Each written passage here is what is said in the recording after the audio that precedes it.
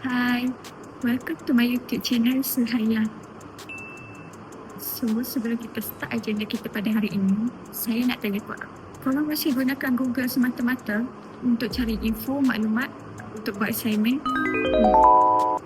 So, saya akan settlekan masalah korang dalam sekelip mata je.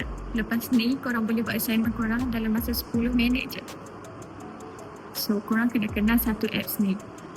Apps ni bukan hanya sekadar AI biasa, tapi ia dapat fungsi AI dan juga enjin carian. Maksudnya, bila kita search something, dia bukan bagi sekadar jawapan, malah dia boleh bagi juga sumber-sumber rujukan yang sahih, gambar-gambar ataupun maps if soalan korang tu berkait.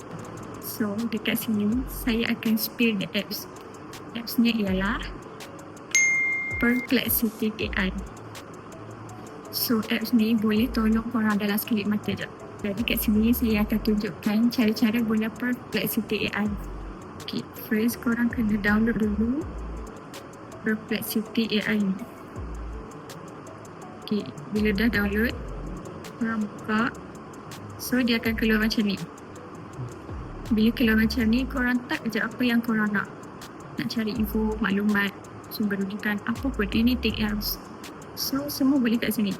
Okay, contoh saya nak cari masjid untuk case study design saya. Contohnya, sini dia boleh carikan maklumat dan info untuk korang dalam sekelip mata je. Kat sini, korang boleh nampak setiap jawapan yang dia bagi, dia akan sertakan dengan link sumber rujukan. So, bawah-bawah ni juga akan sertakan dengan soalan yang mungkin berkait dengan carian kita. Okay, dekat sini korang tengok. Sini pun dia bagi sumber-sumber rujukan yang sahih di internet. So, korang tak perlu risau. Adakah Perplexity AI ni memberi jawapan dengan sumber-sumber yang sahih ataupun tidak. So, korang boleh check kesahihan info dan maklumat korang ni dekat sini je.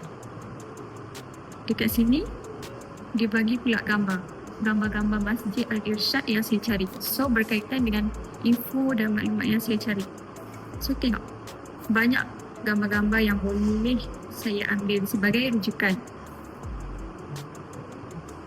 Sini, dia juga bagi maps untuk kita tengok location mana masjid tu berada.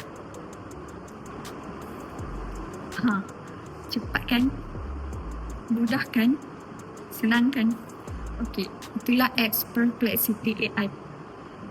Apa yang saya suka dekat Perplexity AI ni, kita dah tak perlu nak buka 10 tab dalam masa yang sama dekat internet untuk cari maklumat yang berkaitan. Dekat Perplexity AI ni dapat semua, all in one. So, mudahlah kerja kita. Macam yang saya cakap awal-awal tadi, korang boleh siapkan assignment korang dalam masa 10 minit sahaja. Dan korang boleh dapat maklumat korang dalam sekelip mata. So, bagi yang dah pernah guna Perplexity AI ni, korang boleh komen dekat bawah. So, that's all from me.